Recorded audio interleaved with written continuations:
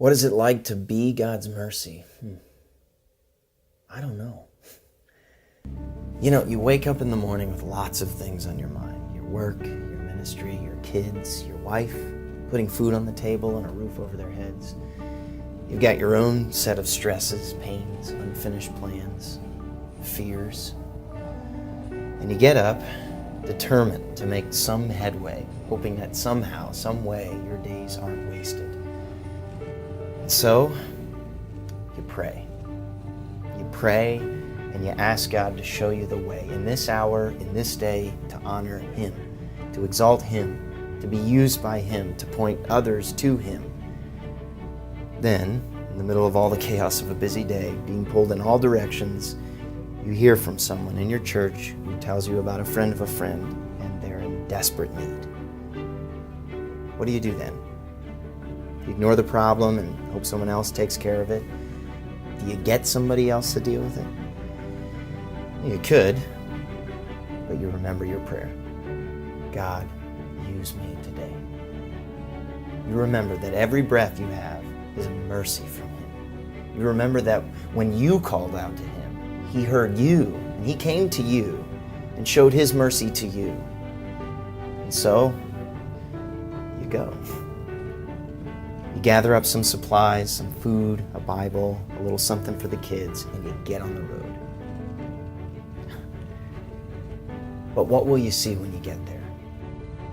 There's a lot of horrible poverty in these homes. It's never easy. It's heartbreaking. Will there be an abusive husband? Evidence of drug addiction, alcohol, child abuse? Will they even want you there? What if they don't want your charity? What if they hate you, reject you? All this goes through your mind.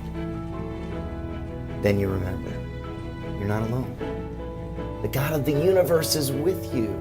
All the people He used along the way to provide resources for your ministry, the volunteers, the donors, the prayer warriors, the body of Christ are standing behind you in a chain of mercy that reaches around the world.